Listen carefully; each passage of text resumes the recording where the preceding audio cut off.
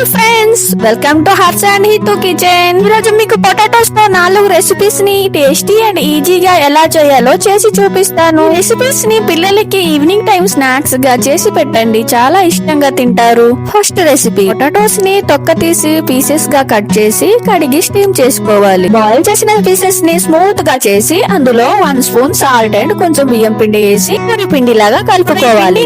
చిన్న చిన్న బాల్స్ లాగా చుట్టి ఇలా ఫ్లవర్ లాగా ప్రెస్ చేసుకోవాలి. ఇప్పుడు డీప్ ఫ్రై కి సరిపడా ఆయిల్ ని రెడీ చేసుకొని ఆయిల్ లో గోల్డెన్ కలర్ వచ్చేంత వరకు ఫ్రై చేసుకోవాలి. పిల్లలు పెద్దలు ఇష్టంగా తినే పొటాటో స్నాక్స్ రెడీ అయిపోయింది. సెకండ్ రెసిపీ, పొటాటోస్ ని తొక్కలు తీసి ఇలా సన్నంగా కట్ చేసుకోవాలి. సాల్ట్ అండ్ వెనిగర్ వేసి కడిగి 10 నిమిషాలు బాయిల్ చేసుకోవాలి. ఉడికిన పొటాటో ముక్కల్ని బౌల్లో వేసి కొంచెం కార్న్ ఫ్లోర్ వేసి బాగా ముక్కలకి పట్టుకునేలాగా కలుపుకోవాలి.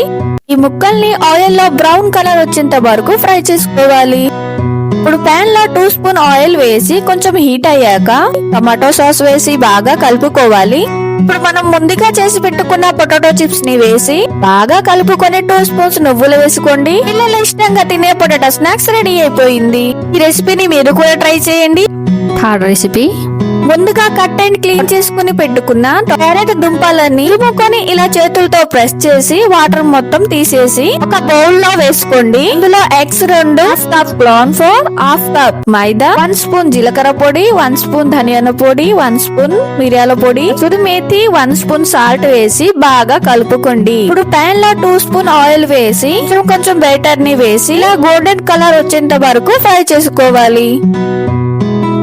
ఫోర్త్ రెసిపీ, బాయిల్ చేసిన పొటాటోస్ లో చాట్ మసాలా, సాల్ట్, కొంచెం మైదా వేసి పూరి పిండి లాగా కలుపుకొని ఇలా చూపించిన షేప్ లో చేసుకొని ఆయిల్ లో ఇలా గోల్డెన్ కలర్ వచ్చేంత వరకు ఫ్రై చేసుకోండి. వేడి వేడిగా పొటాటో బజ్జీ రెడీ అయిపోయింది. స్నాక్స్ ని మీ ఇంట్లో ఈవినింగ్ టైం లో చేసి పెట్టండి, పిల్లలు పెద్దలు చాలా ఇష్టంగా తింటారు. ఫ్రెండ్స్, ఈ రెసిపీస్ మీకు నచ్చితే లైక్ చేసి మీ ఫ్యామిలీ అండ్ ఫ్రెండ్స్ కి షేర్ చేయండి. అలాగే ఇలాంటి వీడియోస్ కోసం మన ఛానల్ ని సబ్స్క్రైబ్ చేసుకోండి. మీ ఒపీనియన్ ని కామెంట్ లో చెప్పండి.